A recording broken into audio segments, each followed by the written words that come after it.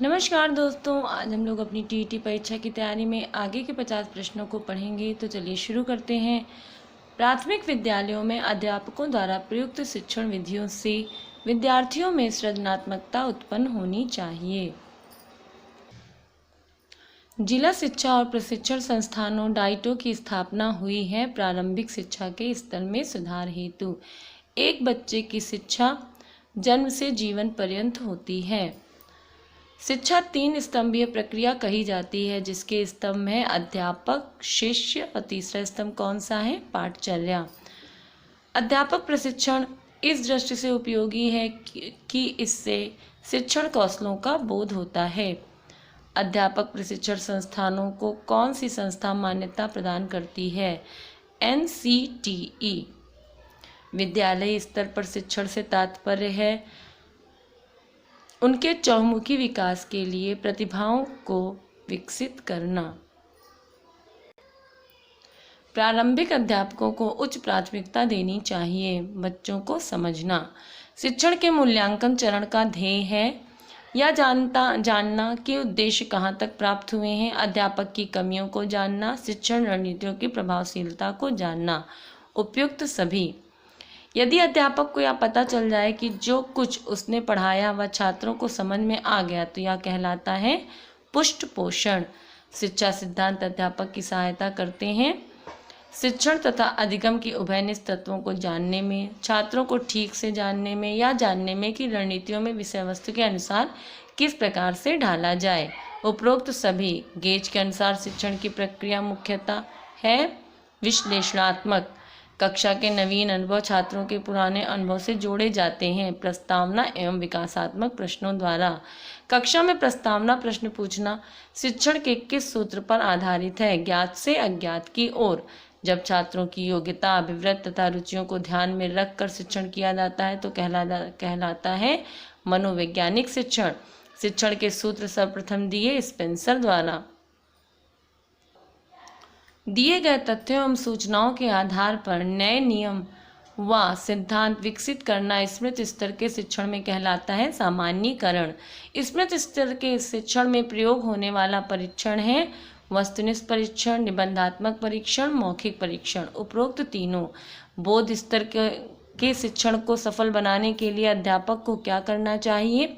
शिक्षण में तार्किक क्रम बनाए रखना चाहिए। छात्रों को नियमित पृष्ठपोषण दिया जाना चाहिए। छात्रों के आकांक्षा स्तर को बढ़ाना चाहिए। उपरोक्त सभी। शिक्षण रणनीति में निम्न में से किस पर बल दिया जाता है? मनोविज्ञान के अनुप्रयोग पर, प्राकृतिक विज्ञान के अनुप्रयोग पर, प्रौद्योगिकी के अनुप्रयोग पर। उपरोक्त सभी पर दिया जाता है। शिक्षण विधि का उद्देश्य पाठ्य पुस्तक का प्रभावी प्रस्तुतिकरण है, जबकि शिक्षण रणनीति का ध्येय है उचित अधिगम वातावरण पैदा करना है, उद्देश्य की प्राप्ति है, छात्रों व अध्यापक के बीच अंतःक्रिया को बढ़ाना है। निम्न में से किस रणनीति में अध्यापक किसी भी प्रकार से नहीं बच सकता? स्पष्टीकरण। पाठ परिचय के लिए निम्न में से कौन सी रणनीति सर्वाधिक उपयुक्त है? प्रश्नोत्तर। निम्न में से कौन सा अनुवर्ग शिक्षण का सबसे बड़ा लाभ है? हम एक एक करके सभी शिष्यों पर ध्यान दे सकते हैं। कक्षा में प्रश्न पूछे जाते हैं पाठ का परिचय कराने के लिए, पाठ के विकास के लिए, छात्रों की जिज्ञासा को जगाने के लिए। उपरोक्त सभी बातों के लिए कक्षा में प्रश्न पूछे जाते हैं। प्रश्नोत्तर विधि को सफल बनाने के लिए निम्न में से किस बिंदु को ध्यान में रखना चाहिए?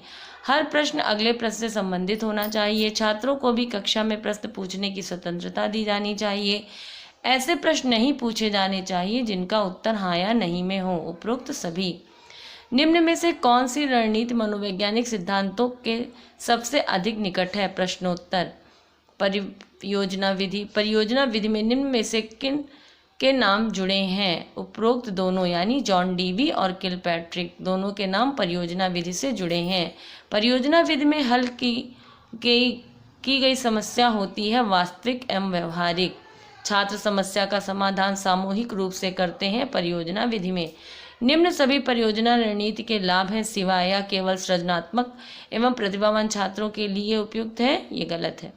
किस विधि द्वारा छात्रों को कार्य अनुभव प्रदान किया जा सकता है? परियोजना विधि द्वारा। भूमिका निर्वहन विधि अध्यापक प्रशिक्षण कॉलेजों के लिए सबसे अधिक उपयुक्त है, क्योंकि अभ्यास व्यक्ति को परिपूर्ण बनाता है, सही है। आलोचनात्मक प्रेक्षण भी गलतियों को दूर कर सकता है। उपयुक्त दोनों इसके उत्तर होंगे। आगमन विधि छोटे बच्चों एवं मंद सभी छात्रों के लिए उपयुक्त है, क्योंकि इससे छात्र आरंभ से अंत तक रुचि नहीं खोते। निम्न सभी आगमन विधि की हानियां हैं, सिवाय या ज्ञात से अज्ञात की ओर चलती है, ये नहीं होता है। कारण एवं संबंध पर आधारित रणनीति है प्रयोग विधि। अन्वेषण व खोज रणनीतियों से निकट रणनीति है विश्लेषण विधि। निम्न में से कौन संश्लेषण विधि का उदाहरण है?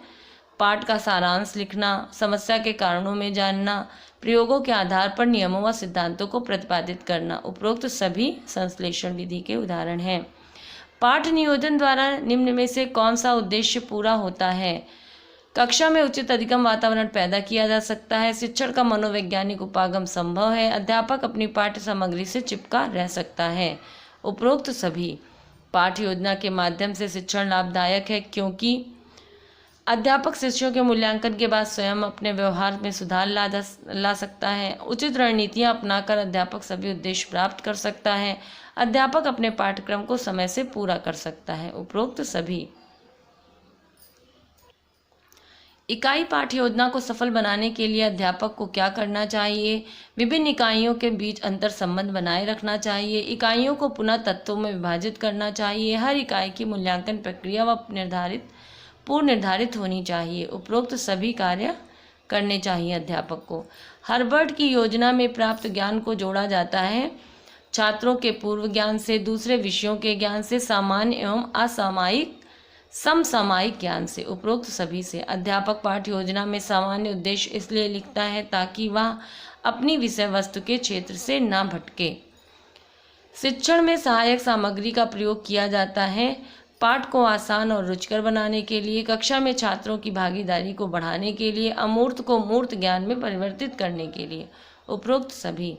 मूल्यांकन उपागम में श्यामपट्ट सार विकसित किया जाता है मूल्यांकन प्रश्नों द्वारा। श्रव्य दृश्य के प्रयोग में निम्न में से किस शिक्षण सूत्र का अनुपालन किया जा सकता है? मूर्त से अमूर्त, आसान से कठिन, ज्ञात से अज्ञात। उपरोक्त सभी। सहायक सामग्री के रूप में OHP का प्रयोग करने का लाभ यह है, यह सस्ता व हल्का होता है। इसके द्वारा बनाया गया प्रतिबिंब बहुत स्पष्ट होता है। श्यामपट्ट को ही स्क्रीन के रूप में प्रयोग किया जा सकता है। उपरोक्त सभी। OHP का फुल फॉर्म होता है ओवरहेड प्रोजेक्टर। कक्षा में टीवी का प्रयोग कठिन है, क्योंकि इसकी गति हमारे नियंत्रण में नहीं होती। टीवी कार्यक्रम को शिक्षण के अनुसार समायोजित नहीं किया जा सकता, बल्कि इसका उल्टा ही करना पड़ता है। उपरोक्त दोनों। निम्न सभी रेडियो कार्यक्रम की कमियां हैं, सिवाय टेप किए गए रेडियो कार्यक्रम बाजार में उपलब्ध नहीं हैं। कक्षा में श्यामपट्ट का प्रयोग करते समय निम्न में से किस बिंदु को ध्यान में रखा जाता है?